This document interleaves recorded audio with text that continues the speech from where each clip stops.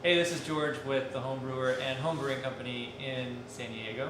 I want to do a quick primer on setting up your own draft system, or perhaps helping you navigate a draft system that you perhaps inherited or just purchased or just found at a swap meet or whatever.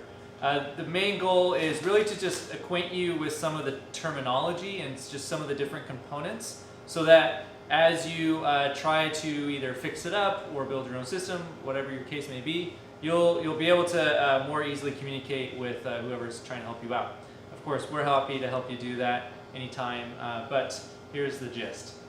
So I'm going to break this down into the serving vessel. So that is just the vessel that's holding your liquid for you. In most cases, we work with people who deal with beer.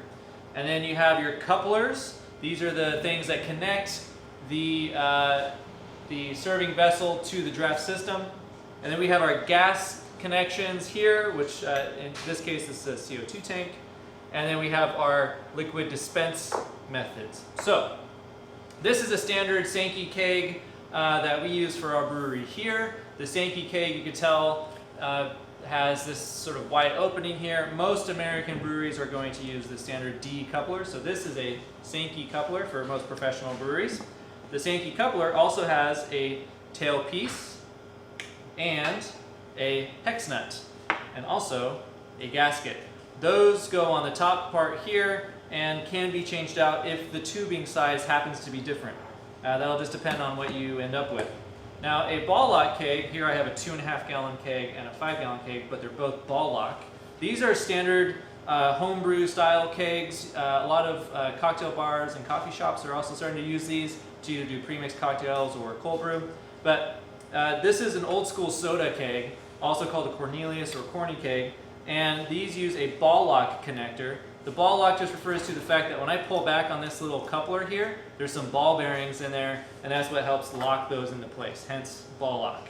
You'll also find a different type of soda keg called pin lock, and pin locks, instead of using these little ball bearings, they use little pins or posts sticking out on the adapter here, and those just lock into place. So you have Sinky couplers, ball lock couplers, and pin lock couplers. And then you have your regulators. Regulators hook up to your CO2 tank, and they basically regulate or slow down the amount of pressure that would come out if I were to just open this up. It would be way too much pressure for what we need, so we use a regulator to slow that down. This is a dual gauge, single output regulator. That means I have a gauge for how much gas is left in my tank, and I also have a gauge for how much pressure I'm applying to the keg. Now, a good tip here actually, your fill gauge, if it's in your cold box or in your little kegerator, it's not going to give you an accurate reading. These are designed to read at room temperature, so if you throw this in the fridge and it drops, that could just because the temperature, and may not have to do with your actual pressure. So this is a 3-gauge dual output. I'm bringing that up because a lot of times, I know I was at least confused when I would look at, dual regulator, what does that mean? What if I have 2 different pressures I want to push out at? You can only do that if you have a dual output regulator like this. Now, there are ways to split up your gas. This is called a manifold. So basically your gas comes in right here, and now you have these 3 separate shutoffs that you can use to do 3 or more different kegs.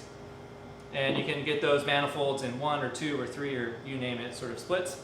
So this is a CO2 tank, as I mentioned. This is a 5-pound CO2 tank. That means that when this is full of CO2, it will weigh 5 pounds more than it does when it's empty. And then we have our liquid dispense side of the equation, and that would be really simple like this. This is a picnic faucet, also called a Cobra faucet.